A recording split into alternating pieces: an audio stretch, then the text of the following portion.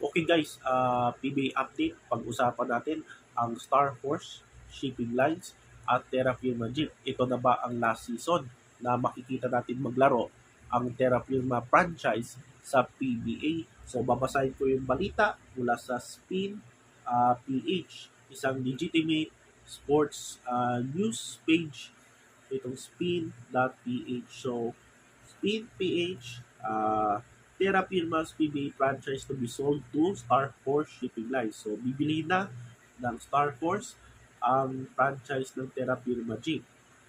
So, a maritime company whose ships carry passengers and cargoes to several Visayan provinces has closed a deal to take over the franchise of Jeep in the PBA, ending the team's 11 years of participation in Asia's pioneering Professional Basketball League. The official sale has not been announced. A deal reportedly worth of 100 million. Kailangan kasi guys, kailangan kasi ng approval mula sa PBA board. Ang number of PBA board is 12. So, kailangan mo, kung ma-approve, kailangan mo ng 2/3 of vote.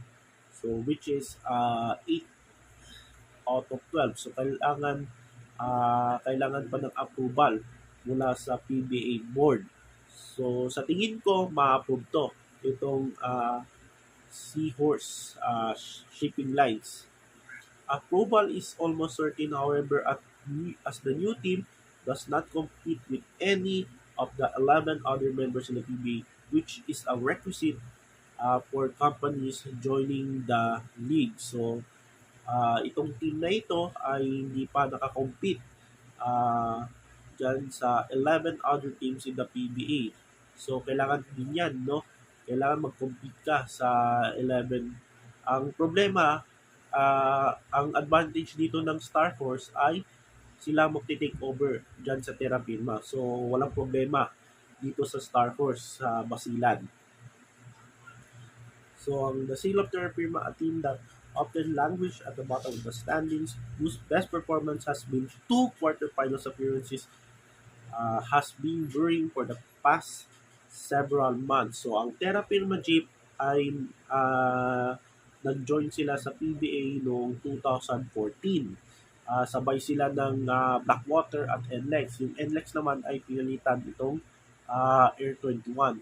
Kaya ang number of PBA teams as of 2014 from 10 ay na-expand to 12 teams. Yan yung currently the number of teams dyan sa PBA, 12. So, ang nag-start ang franchise nila as Kia Sorrento noong 2014. Ang head coach noon ay si Manny Pacquiao at ang kanilang co-head coach naman ay si Chito Victolero. So, dalawang coach dyan sa Kia franchise noong 2014 as Kia. Tapos naging Mahindra, then naging Kia uli, tapos naging Colombian, at kasalukuyan Terra Firma Jeep. So sa 11 taon nila dyan sa PBA ay meron lang silang dalawang playoffs appearances. Tapos total playoffs, so dalawa lang, no? Dalawang playoffs appearances at ang total wins nila as of 2025 ay 66 wins at 215 losses. So, very bad talaga yung performance ng kanilang franchise dito sa PBA. At tinaburihan na silang laughing stock, no? Dahil palagi sila nasa huli itong Terra Firma franchise. At maraming bumabatikos, lalo na yung mga PBA fans at mga dating PBA players sa team na yan dahil sinasayang nila yung mga draft picks, no? Katulad ni Moto Tua, ni Christian Stan Hardinger na sana naglaro na sana sa franchise ng Terra Firma.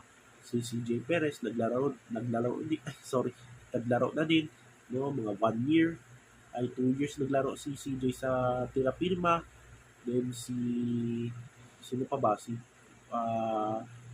si Javi Gomez Diliano, si Isaac Go, si Stephen Hall, si sino pa ba? Si Roosevelt Adams na nasa ibang liga na, tapos si Wami Chongson. Si Wami Chongson, dyan nag-start yung nag-boom yung career niya sa Terrafirma kahit kulilat, eh, productive naman yung performance niya. Kaya last conference ay nag-iba na siya ng team, si Wami Chongson. Kaya sayang talaga itong franchise na ito. Dahil kung hindi nila pinakawalan sila Christian Hardinger, Mota Tua, CJ Perez, Roosevelt Adams, Isaac Go, Wami Chongson, siguro nag-create sila ng dynasty dyan sa PBA. Siguro nag-champion na sila, no, kahit isa or multiple dyan sa PBA. Kasi sayang talaga eh. Siguro bakit nila ginagawa yan ay una dyan, baka maliit lang kita, no?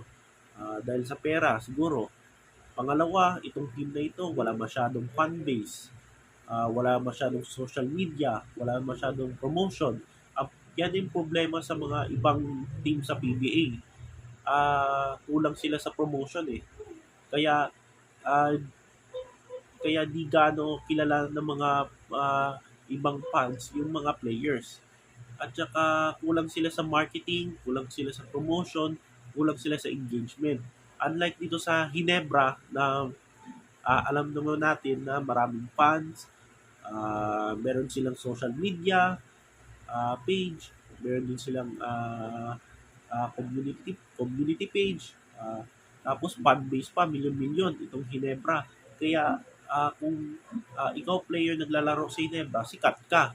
Mas kilala ka lang, mas kilala nila yung mga players ng Ginebra. Unlike dito sa ibang PBA teams. Yung PBA naman, hindi naman nagkulang sa pag-promote sa mga teams. Ang problema, yung mga teams, no? Sana gumawa sila ng social media page, tapos naglagay sila ng mga highlights doon, ng mga players. So baka nag-create sila ng maraming fans. So yan yung problema siguro sa Terrafirma kung bakit hindi sila nagbo-boom dyan sa PBA. So last team na nag-join, no, yung bagong franchise, itong Converge Fiber Xers kasi binili nila yung franchise ng Alaska. So babasahin ko yung ibang uh, at saka yung Terrafirma nababansagan din silang farm team dahil nga yung mga player nila, no, yung mga draft picks nila ay binigay lang, no, doon sa SMC teams katulad ng Ginebra at San Miguel. It entered the PBA with a banner-defined convention. It was bannered by boxing icon Manny Pacquiao, who served as playing coach from 2014 to 2016 when the team was known as Kia Picanto. Ito, Terrafirma will be second PBA team to sold in 3 years after Converge acquired Alaska franchise in 2022.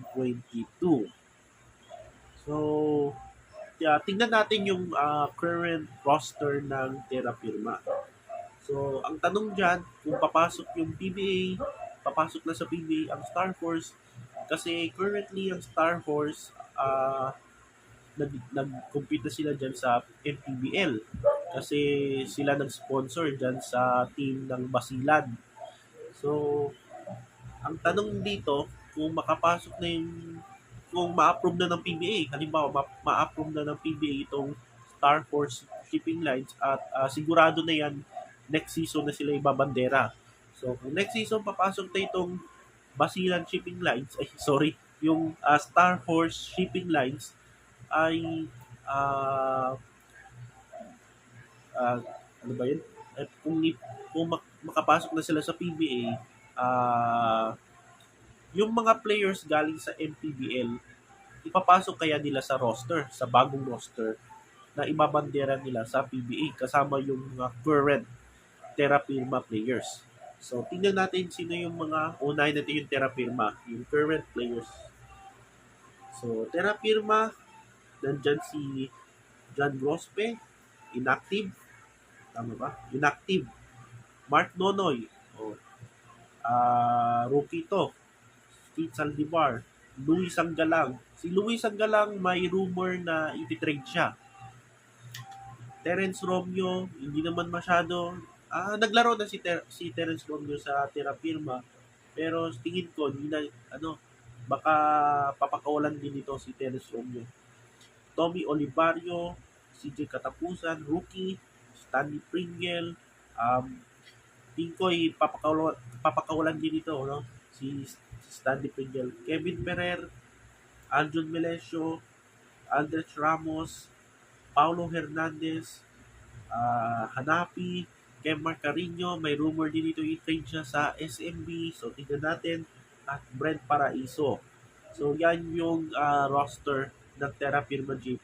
Head coach si Raymond Chongko. Assistant coach at team manager si Ronald Tubin. Dito naman sa Basilan Star Force, yung FPBL team. So, sino-sino yung potential na ipapasok kung sakaling kung makasali sila sa PBA, kasi nakuha na nila yung Terra Firma. So, sino-sino kaya ang mga players na isasama doon sa bagong Star Force, no? Na kasama yung Terra Firma. So, dito, Arwin Santos. So, si Arwin Santos, pwedeng maging part ng coaching staff, pwede maging team manager ng team, pwede rin na maging player uli, no? Raba Halusini. So, itong si Raba, star player to, no? Very sikat ito sa Ateneo. Sa PBA naman, first and second year, nag-boom naman. Pero dahil sa palipat-lipat ng mga kuponan, medyo nawala na itong si Raba Alusini. Kaya posible second chance para kay Raba Alusini. Sino pa ba? Raymar Kaduyap. Ito yung mga na-drop noon sa PBA, no? Sa mga second o third round or fourth round, yun. Sila Eman Calo, Sherwin Concepcion, Jerby Cruz, naging PBA player na ito, PBA veteran, second chance, posible. Clint Rodriguez, sino pa ba? Enzo Hoson, Enzo Navarro, Ray Publico, Adi Santos, Jeff Viernes, John Ray Villanueva, so head coach si Mactan. So, marami dito ay draft pick na na-draft na sa PBA. Karamihan dito sa roster ng Basilan Star Force. So, pwede na ilan sa mga players nila ipapasok doon sa kasama ng Terra Firma sa bagong team nila dyan sa PBA. So, yan yung update sa PBA. No? Star Force ay bibilhin na ang franchise ng Terra Firma. Kailangan na ng approve from PBA board. So, abangan natin ang development dito at ang tanong dito ay end na ba ng farm sa PBA. So, sana nga hindi maging farm team itong Star Force pag pumasok sila sa PBA. Dapat kagaya din sila ng Converge at Raynor Shire. Tingnan nyo yung Converge nung pumasok sila ng 2022. So, marami din silang player, no? Na katulad ni Justin Aranya, no? Na develop diyan na pwede maging franchise players nila. Si Justin Aranya, then si Shawnee Winston, tapos kinuha din nila si Stockton, tapos last year si Baltasar, then last conference nakuha nila from a trade, no? Sa Terra Firma din si Herding. So, dapat yan yung gayahin itong bagong franchise ng Star Force, 2 to 3 years, no? Dapat mag-establish na sila ng dynasty dyan sa PBA, no? Elite roster. So, ang PBA draft sa August.